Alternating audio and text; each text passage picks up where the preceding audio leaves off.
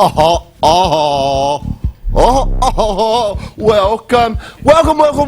to the Queer Edge with Jett. Jett. We, here on the Queer Edge, we know something. We know where you Democrats are. We see where you're hiding. Yes, we do. After Clinton, you got so spooked. You wondered how to get to the White House with having another Billy the Boinker at the helm.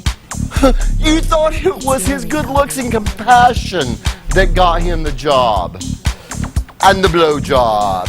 But no, politics isn't a popularity contest. It is a pay-per-view cage match to the death. You Democrats aren't even bringing a knife to a gunfight. You're bringing a freaking hairdryer. Look at the differences. They have Tom DeLay the hammer. We had Ted Kennedy the hammered. Yeah, bad personal hygiene and ruthless efficiency will always be John Edwards. Yeah, they had pit bulls and we have a cover girl. You see where I'm coming from? We need our own evil genius, yes, like Karl Rove with a batshit crazy type G. Gordon Liddy on speed dial. No more Mr. Nice Guy, no Mr. Clean. We need candidates that are crazy and mean. Crazy like that Rush Limbaugh without any Oxycontins. That's mean. Mean and ugly like that old skillet face Faye Buchanan. Yeah. And we need stocked up in crazy, good crazy. Oh my God, we got some good crazy stuff happening tonight. Some really good crazy stuff. All Democrats with a speckle now of Republicans here and there. We have news from the edge and fun with hypocrisy with Jackie Inks. We have the Barbarellas and their succulent hand warmers. Yeah, and back with us former child actor Butch Patrick. Little bitty Eddie Munster. Oh, he's little Eddie Munster. It's like this big. Okay? We also have movie magic people from the Renegade Effects who will show us how to be scarier than even this. Yeah, you want me to do it again? Yeah! Okay. All right, let's get serious. My favorite writer in the whole wide world is here. His name is Mr. Del Shores. He's in the house tonight. Yes. As well as a very special musical act. Books on tape. All right? Here. What are you doing? Or here. They're right here. Yeah, right here. All this, and we're going to be giving away verbs, nouns, and my personal dangling participle at the end of the show. So as we say here on the show, if it ain't broke, then freaking break it, because Queer Edgers, they are a go. Yeah!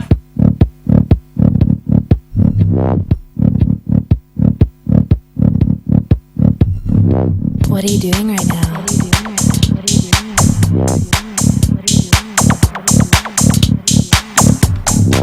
It's your reality.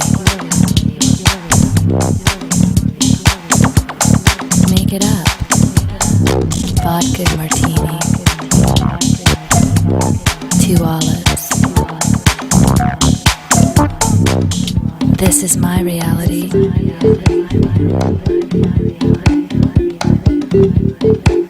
What's yours? What's yours? What's yours?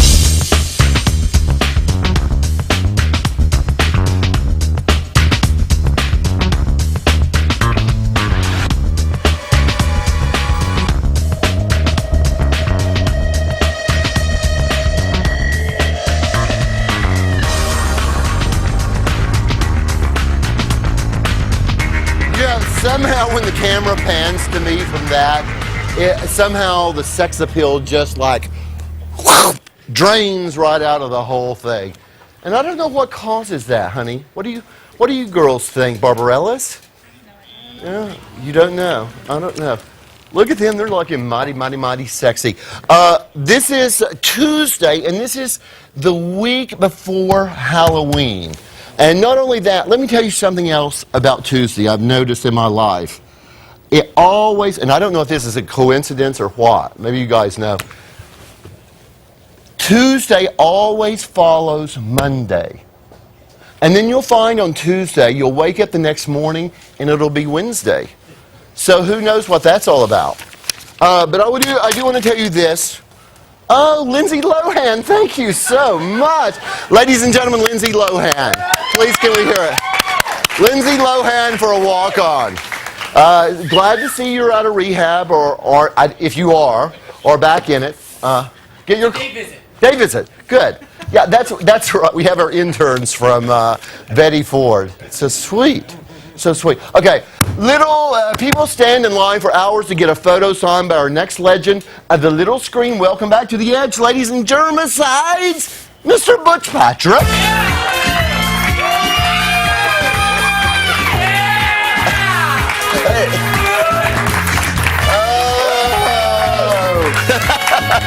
Butch has been here 2 days and already has queer-edged out.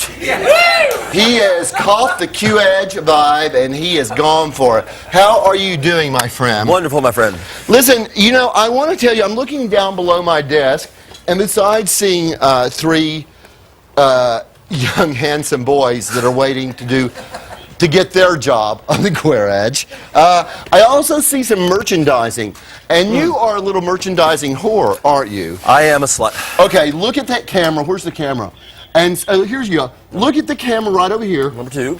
Say, I am Butch Patrick. I am Butch Patrick. And I am a merchandising whore. I am a merchandising whore. Very good. Very good. That's the most important thing. Because what have we got here?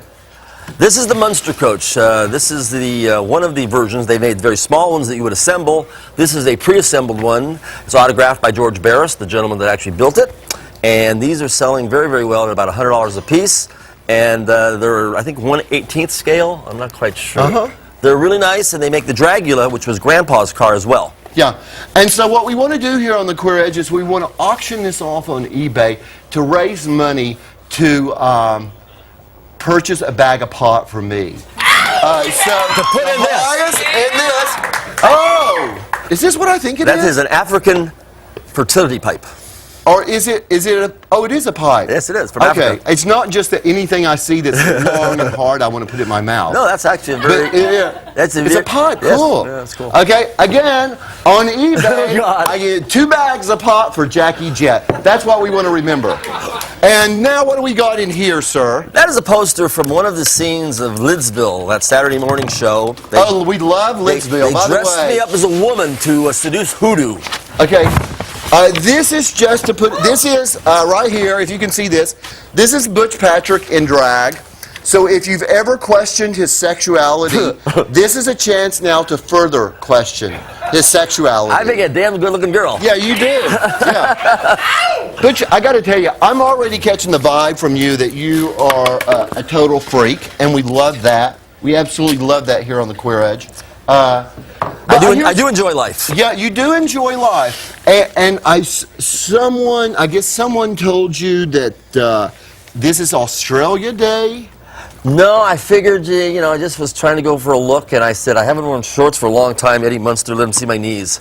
Yeah, well, there's some semi-sexy knees there. Yeah. We, because we air in Canada, and I thought maybe you got Canada and Australia confused because they're located so close to each other. Well, no, you have to have something special on the show because everybody is in outrageous costumes, so I thought I would wear my hat from the Outback, which keeps flies off your face. Right. And my basically Australian rules football jersey. My hiking shoes. Okay, I want to ask you this before we go to the news. Have you ever had verstooped a girl and you think that girl, the only reason she verstooped you was because you're Eddie Munster? Most of the time. Most of the time? Yes. Why else? Yeah. But, I mean, it's like, who cares, really? I mean, right? If you get laid, whether it's for sympathy or not, It's a lay. It's a lay. It counts as a W. Yeah, A win. Yeah. I mean, even because there have been times when people have had sex with me just out of pure pity. That's happened to me. And because pity sometimes can be so underrated. But, you know, pity sex, I got to say, is still sex. It is. You know, and in the end, that's what it's about. And you feel so special because they really pity you. Yeah. So that's a special deal. And right now, Eddie, I am pitying you. There you go. And with that in mind, I'm going to go to a lady who gets no pity whatsoever, but she does get plenty of sex. And her name is Jackie Inc. with news from the...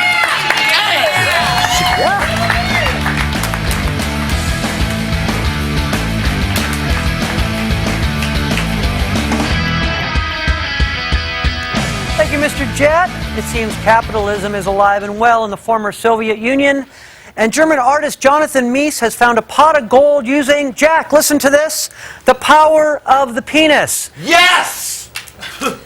I knew he was going to do that. Yep, Mr. Mies is making piles of Soviet money by creating bronze statues of wealthy gay Russian businessmen with huge penises and 6 testicles apiece.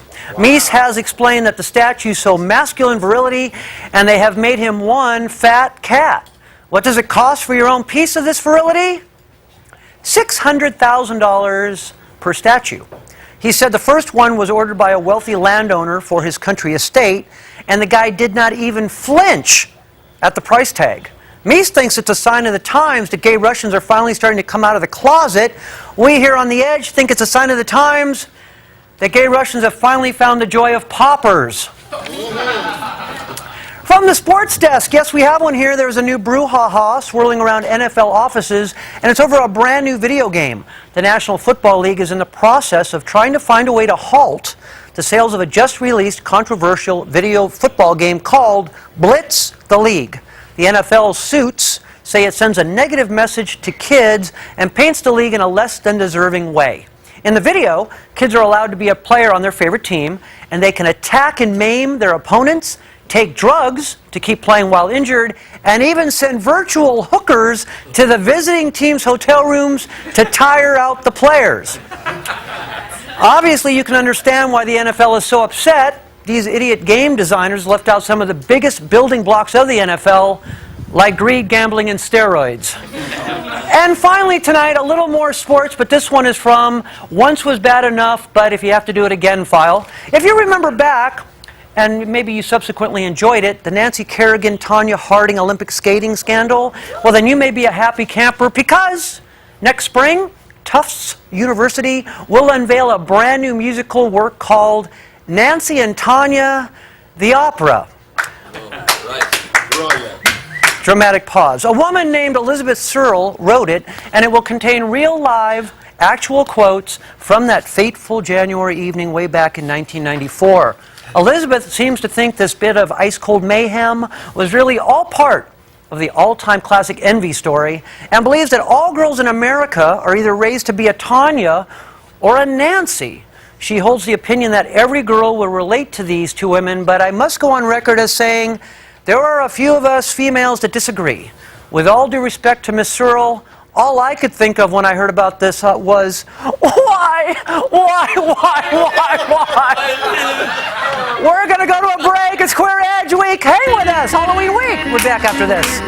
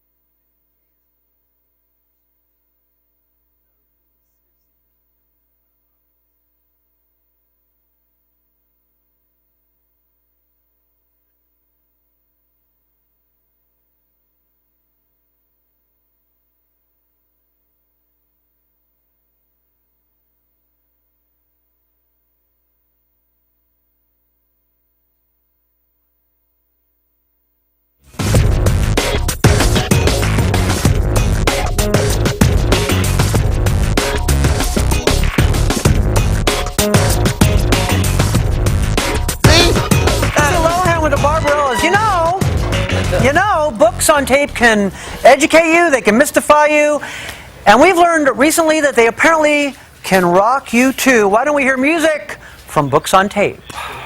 Yeah.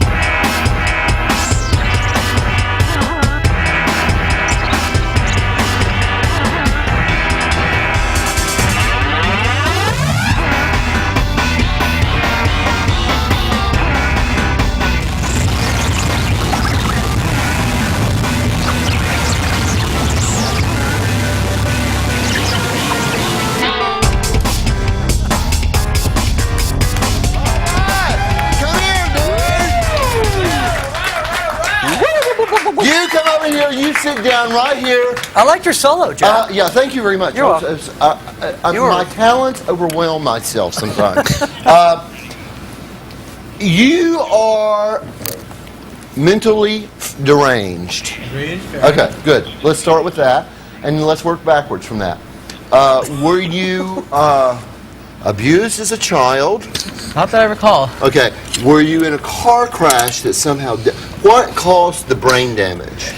Too much time by myself. Right. Lots of time Okay. sitting at home. Locked in the closet. Look at me and tell Daddy Jack, what is that all about? Well, I use a lot of effects and samplers to create the effect of a rock band. I used to play in rock bands as a kid. I got into college and had neighbors that didn't like the drums too much, so figured I had to move it to a headphone realm.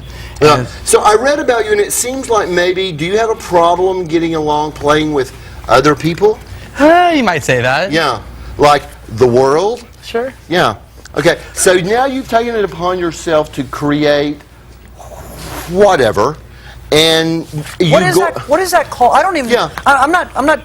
I don't know what that's called. You know, I don't think there's really a good word for it, but I say electronic noise rock.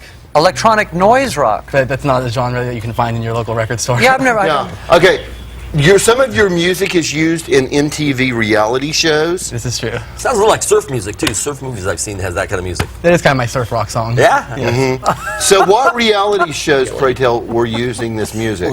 I actually saw today one of my songs on The Real World. It's been on Undressed, Road Rules, the Real World Road Rules Challenge, a lot of those kind of... Right. And is it used like in scenes when people are throwing up? or? It's actually usually used with tension. I stopped by their office one day and they're like, books on tape, you're the tension master. You know, every time that we have somebody missing their period or cheating on their boyfriend, we throw in the books on tape. Okay. Now, you get drunk on stage a lot, I hear. This has happened. Are you drunk right now? No, I'm pretty sober. You are? Yes. I don't believe you. We can run the breathalyzer. Okay. Are you high? No. Okay. Do you know that Jesus loves you as you are? This is a touchy area. Okay. Because are you of the Jewish persuasion? I happen to be. Okay. Jesus loves Jews too. Great. Just thought you should know. They forget that. That's what I'm here for. Is to spread the word of Judaism. So let's find out for the people that are out there. Okay. So basically, you start with a basic kind of rhythm track. I take a bunch of little bits and pieces. I don't sample whole phrases like Puff Daddy would because that's not really my thing. But I like to take little bits and pieces and create a song from those. Like George Martin did with the Beatles, when he chopped all the pieces together and put them back together. Except I play with machines. But it sounds like like you're like snowboarding or skiing, you know what it is? or any action It's sport. Mackenzie Phillips syndrome when she was on that TV show, remember? And was high all the time. Oh, Val, yeah. Just deal with it. One day at a time. One day at a time. He is our own little one day at a time. Bless your little heart. All right. We're going to go now. We're going to show you some special effects, and you might be able to use that in movies sometime. Movie special effects are done mostly with computers, but some movie magic still happens the hands-on way, and these people are the people that do it. Let's get to know the Renegade Effects Group. Yeah. Oh my Lord! Skin your butt down there, drunken boy. Hey, can you shake my hand? Yeah. Sir Knight, lady, and oh my God! Come here, scoot on down. I'm just back here. You've got to check out the nipples on this guy.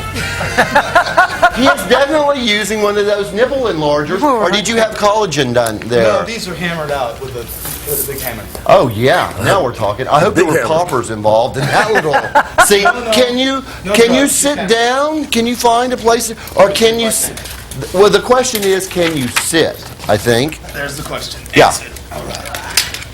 God, you know what? You look mighty sexy. We had the Klingons on, and it was honest to God. There is a Klingon nation. They talk Klingon. They go to college. They're really into it. This is not a lifestyle. This is a special effects group. Is that correct? Yeah, we do special effects. Talk in the mic, honey. They can hear you out there. This is what we do for movies and television. We make this stuff. We actually teach people how to fight in it. Besides the stuff that we make, we actually do science fiction, miniatures, models, props, all of it. You do a lot of Star Trek stuff? I did Star Trek from Next Generation through Voyager, all the way through. How much does that weigh? This weighs 125 pounds. Do you do Renaissance fairs? Yes. Yeah. I used to do performances at the Renaissance fairs. How much is this weigh? I'm not sure. She's Let's go. Let's check out a clip and see what these chicks and dudes do. Renegade Effects, please.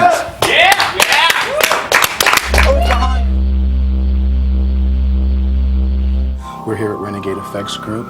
This is my special effects shop. It's a bunch of guys and girls that like to make toys, as we say.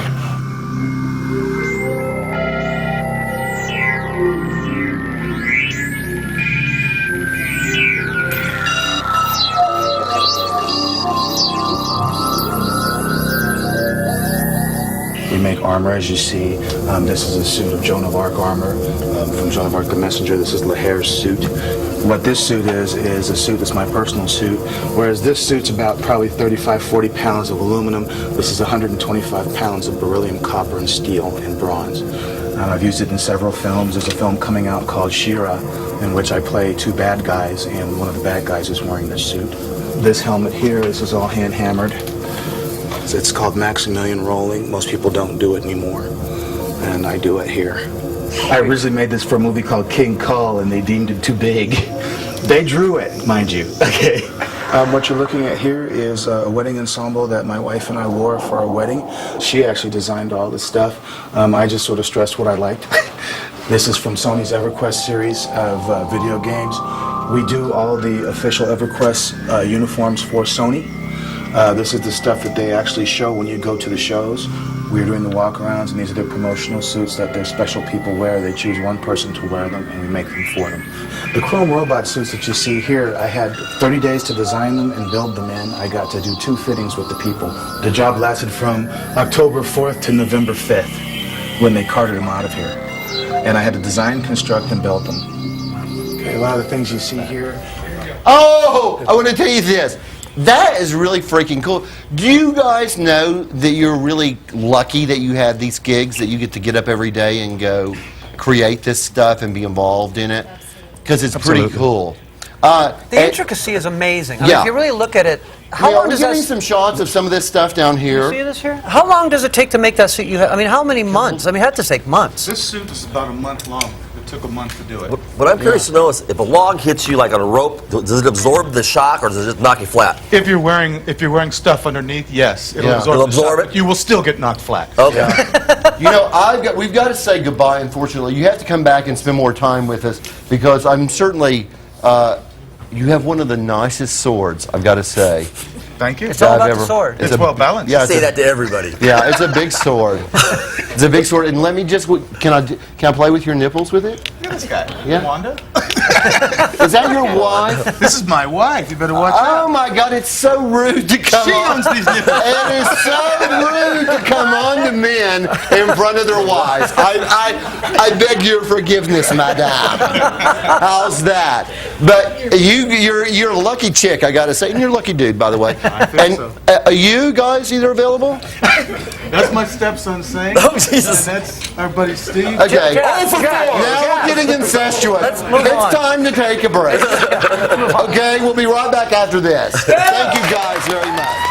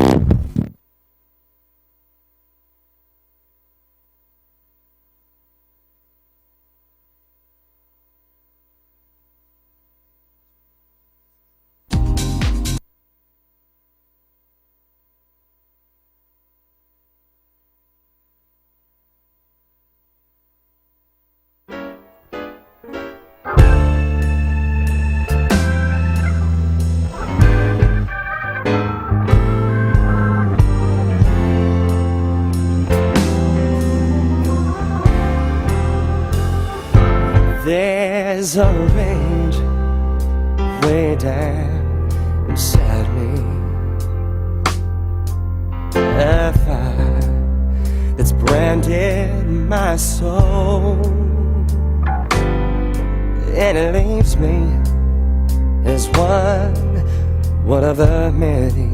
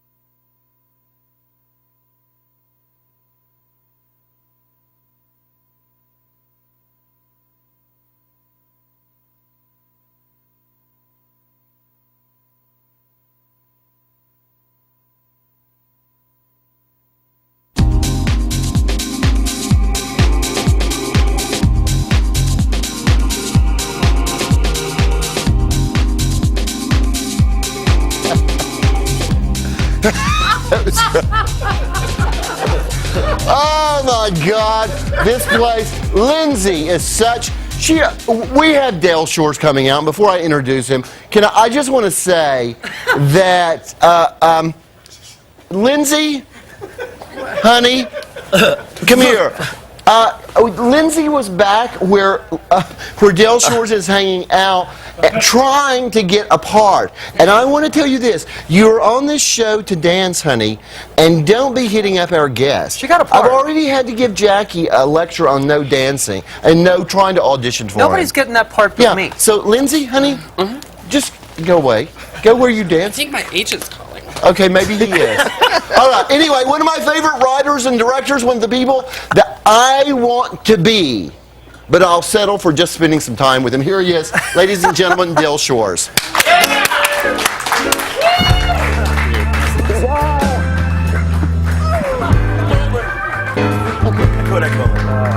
Nice to meet you. How are you? Okay, How are you? Good to see you. How's it going? Going well. it's Dale Shores. And that's little Eddie Munster. Do you remember little Eddie Munster, The Dale Australian Shores? version. Yeah, you growing up in Texas, watching the Munsters.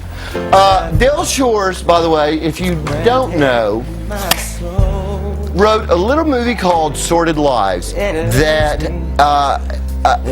first of all, for our friends in Canada, or Canada as they call it, if you haven't seen this movie, you have to go see this movie, or you have to give up your homosexual card. Am I right? That's right. Because unless you see this movie, but Dale Shores is from Texas, and he not only has this film, but he wrote a play called Southern Baptist Sissies. That's right. Tell us more, sir. Southern Baptist Sissies. Well, you know, I grew up in the Baptist church. My dad was the Baptist preacher, and in 2000, I get right around the time Matthew Shepard was murdered, I started having these conversations with my brother, who is also a Southern Baptist preacher, and thinking that I had dealt with all of these demons.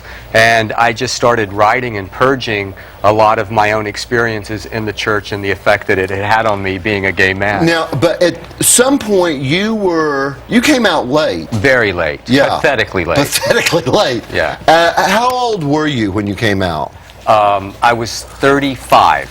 That is pathetically Yeah, late. it's very yeah. Do you ever sad. think back and think, oh my God, of all the penis I missed? Well, you know, I made up for lost time. Oh, good for you. I'm glad to hear it. Thank God for that. It was like a kid in a candy store once I dealt with it. Yeah, you were making up for lost time. Yeah. So the movie Sordid Lives, and I know most of our viewers have seen it, so is in a roundabout way your coming out story. Is that? You know, the relationship with Ty and Latrell in the movie, that was really my mom and my relationship when I finally came out at the pathetic age of 35. That was the response that my mom had. You know, pretty much I just stole everything she ever said and put it into and of course I made Ty a lot younger than that because I didn't want it to be that pathetic. You know? Okay, let's look at the clip. We got a clip from Sordid Lives that I want to show you real quick. I grew up in Thank you. Thank y'all. Thank you. It is so nice to be back here at the Opry tonight. This one is for George Jones.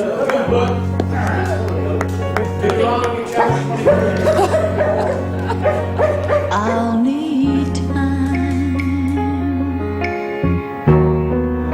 to get you off my mind, and I may sometimes. You know, I gotta tell you, Dale, it is so hard to watch a segment of that without seeing the whole thing. You know what I'm saying? Right.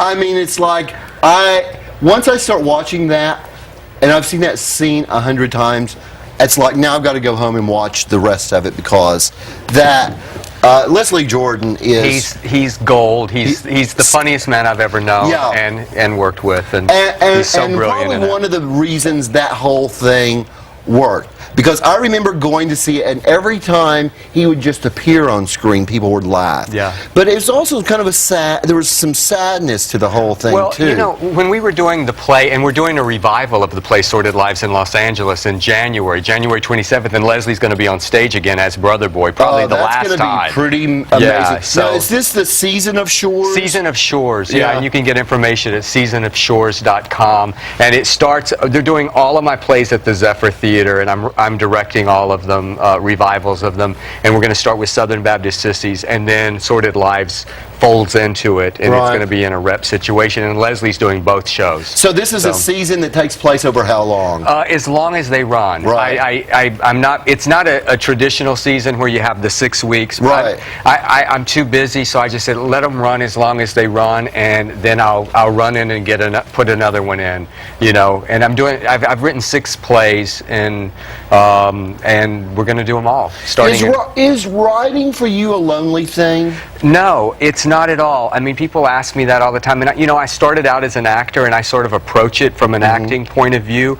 And I'm just with all these people. I mean, I get to hang out with Latrell and Brother Boy and all of these crazy characters. So, and you know, I do this thing where when I write something, I'm sort of a big fan of myself. So I call people so that I can get immediate gratification. And, you know, I usually call Leslie because he'll add a couple of lines that are really brilliant, you know. And so, I have a question. You went from Southern Baptist Sissies to Sordid Lives, which you know makes sense in some ways. Right. And you also did Queer Edge. I mean, Queer as Folk. You know, Queer as Folk. But in between, you did Touched by an Angel. I mean, you talk about a left turn. Yeah, actually, it backs up a little further than that. I did the 4th episode of Touched by an Angel, and it was just a money gig for me. It was one of those things where my agent said, they need someone, they need them now, you're available, go down there. In 9 days, I wrote an episode. It was the Felicia Rashad alcoholic episode where her house burned down after she got drunk.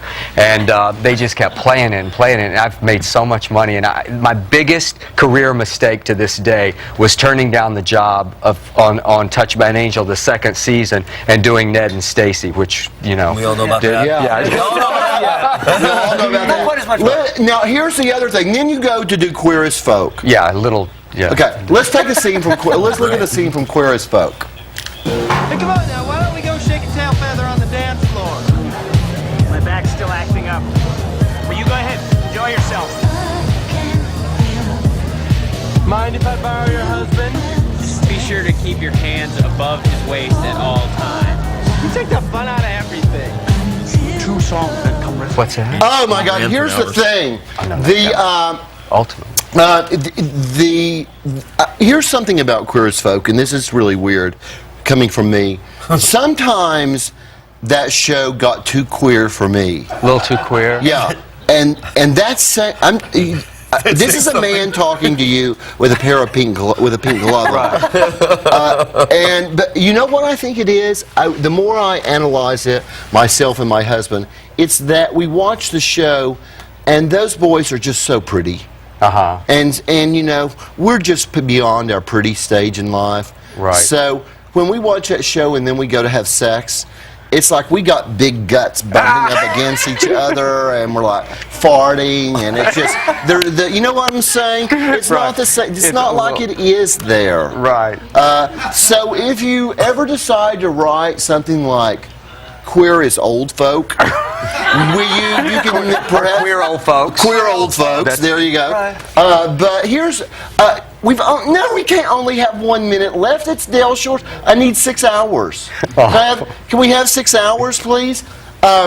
Here's the thing. Southern Baptist Sissies. Oh, no. I got to ask this. I've got to ask. Oh, look. You're so big, they're telling you get this. Oh. You get extra. You know what that means? I love that. That means a big line of cocaine. I thought he was coming on to me. No, that's a big line of blow when you finish. What that means. Here's the thing with Sordid Lies. Right. I had heard that at one point they were thinking of making that a musical. Well, you know what? The Nederlanders contacted me about doing a musical version of Sordid Lives, and I was in negotiations with them, and they were honestly just very dishonorable in the negotiations. They said one thing, and then they presented another thing, and basically wanted to exclude me completely. And I am a playwright. They didn't want me to write the book. They just wanted to pay me some money and maybe it was a mistake. I don't know, but I didn't want to give that. I felt like I had such a great experience with Sordid Lives that I needed to. It will eventually happen. Yeah. I mean, at some point. So actually, you're not close to the idea. You just want to be involved with it. Yeah. I wanted to be involved. And at some point, someone They would said go away, and I said no. Somebody's There's going to disreputable people in Hollywood? Yeah. Well, that's this was hard in to- New York, but Okay, what about Southern Baptist Sissies? Southern Baptist Sissies, you Should know, be a film.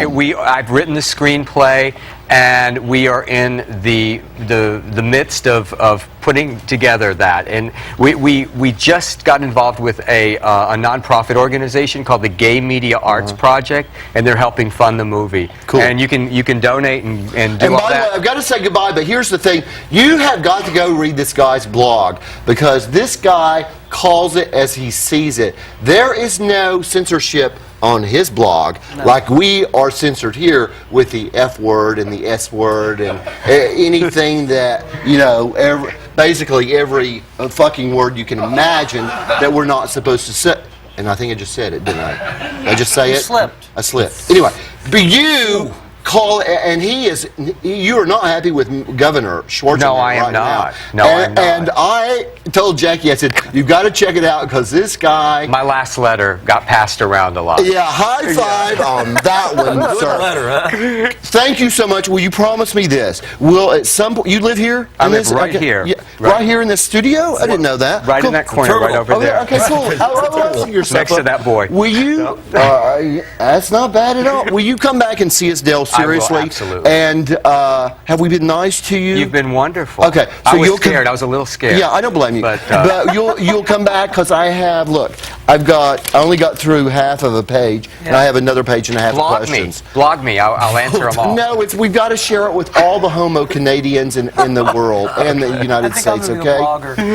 Ladies and gentlemen, we'll be back with more Queer Edge right after this.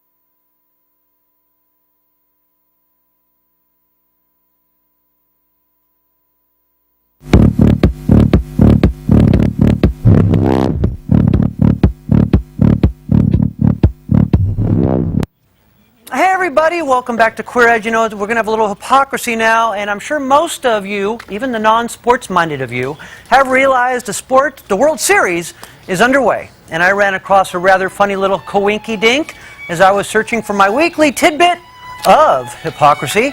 The World Series this year has that other team from Chicago. No, not the Cubs.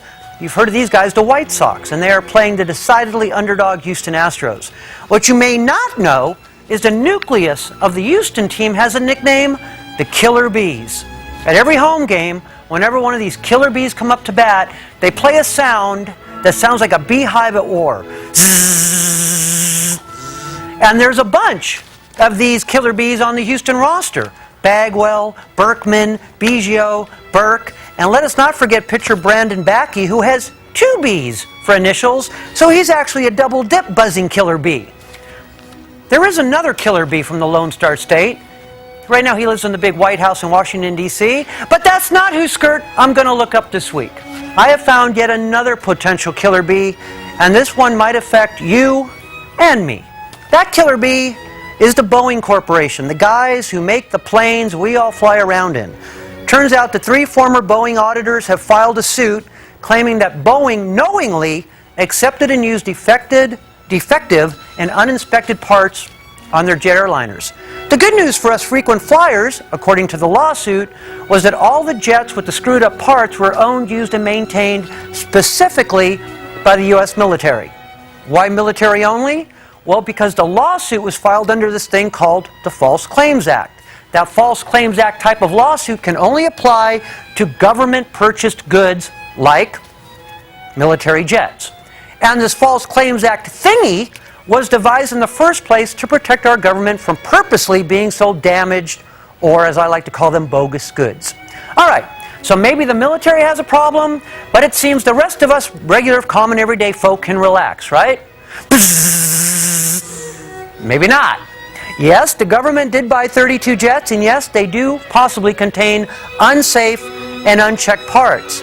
But now the company named in the lawsuit as the supplier of the lousy parts, Ducommun Technologies, has let it slip that there was no way they could have known the parts they sold were going to be used specifically on government-owned military jets. See that feeling? About the time I read that, I suddenly got that exact same cold shiver down my spine. So Ducommun never said they didn't supply the disastrous parts, only that they didn't sell the bad parts for specific use to the government. So if we connect the twisted logic, that means that Ducommun were routinely sending these same exact parts to Boeing as just a simple matter of basic business.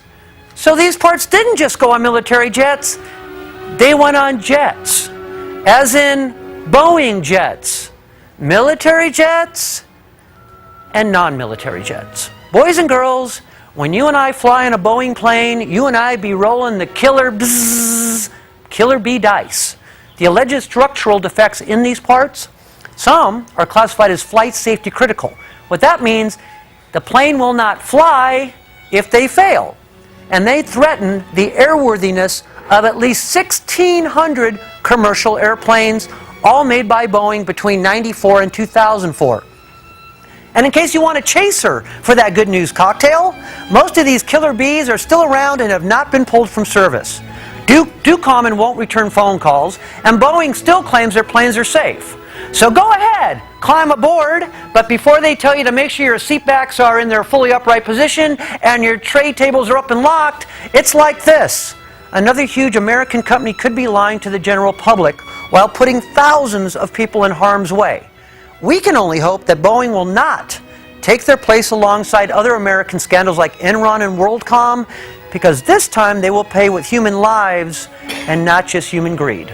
I'm Jackie Yanks, it's Queer Edge, that's hypocrisy, going back to the main man himself, Jackie Jett. Hey guys, welcome back. Listen, we have a really funny, let me just say this to you. You want to keep your eyes on our next comic because she has very large breasts. And that's enough said, I think. How's that? Yeah. Stefane Zamorano. Excellent. Thank you. Right. Cherry bomb. Yeah, thanks. You know, I have to get something off my chest right now. Thank you for pointing that out. I just discovered the gayest thing about me, go figure, is that I want to get married. I know, right? I just got off the phone with my roommate, Chris, and she was telling me that she's going on a date and that she was going to wear her date underwear. And I'm like, what are you thinking? You're going on a date. Why are you wearing underwear? Oh, yeah! I know. God, I have been trying to lose weight. And I want to lose weight so I can wear those pants that are really low, like so low you can see my uvula. I know that's pretty low. I did that joke recently and a woman came up to me and she said, you know your uvula's right here. I'm like, okay, thanks. Like I didn't know that? I did. I knew it. That's the point. I knew it. So I should tell you that I'm Mexican 100%. Oh, thank you. And a lot of times when people meet me, they usually think I'm Italian because, they like me. I know. I hear this a lot. You don't look Mexican. Like it's a compliment. What am I supposed to say? Thank you. I mean, gracias. So, I was at this wedding recently, and it was in the south side of Chicago. And I don't know if you know this, but people from the south side are racists. And this one woman came up to me and she said, Stef, what are you? And I said, I'm Mexican. And she grabbed my hand and she goes, that's fine. Woo! Good thing that's fine, or this might be awkward. Yeah. You know what? I do want to say one thing before I go to all the straight ladies in the audience. If you're in a relationship and you need to break up with a guy, make sure to have sex with him. And then after you're satisfied, just say this, I think we just made a baby. Yeah, thank you very much. Thank you. We'll be right back with more Queer Edge right after what, Butch? Well, I don't know. This.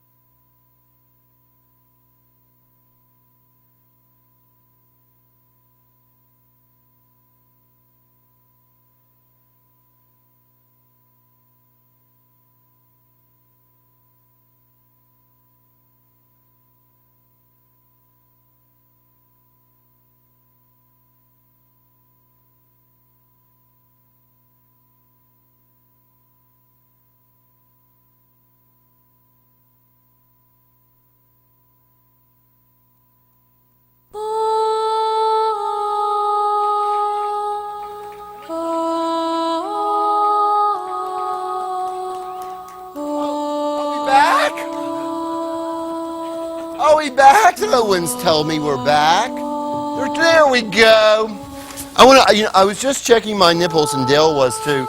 We're trying to compare our nipples to the king over there, the master man, and I think mine are. What about you, Dale? How are your nips compared to that? I think his are bigger than mine. Yeah. Okay. Well, slightly. You just got to go with it. We can work on that if you want. This is a very important part of the show. This show is not about fun. This show is about a learning experience. No child left behind, no drug left behind. And so we're going to go around and we're going to go amongst these twisted perverts that are sitting here, and we're going to ask each and every one of them, what have you learned today? And we're going to start with you, my man with the nips. What have you learned today? My nipples, I use a hammer-on. You use collagen. There you go. That's right. Milady? I want a pair of pink gloves. We'll get you that, sweetheart. Stephanie? I learned two things. Okay. I learned one that Tuesdays after Monday. Yes. Important. Very good that you paid attention to that. I did. And that Lindsay Lohan has a penis. Yeah. A lot of people did not know that. Dale Shores, what have you learned today? I think I learned that my fear of flying is justified. Yes, I'll have to figure that one out. Yeah. Okay. Butch, pray tell. I learned if you're going to wear an Outback hat, be in the Outback. Yes, there you go. Ladies and gentlemen, Butch Patrick. Jackie Inks, what have you learned, honey? That I got to talk to Lindsay Lohan and get her rehab doctor. Yes, that is true. Todd, my friend, are you too high? Were you too high to learn anything tonight? No, but I did learn that you can trade your Munsters toys for a bag of pot. Yes, that is true. And I got lots of them. For an excellent bag of pot. And that's enough, ladies and gentlemen. Come back and see us tomorrow night for more Queer Edge with this kooky dude, this kooky chick, and the Barbarellas. Good night, everybody.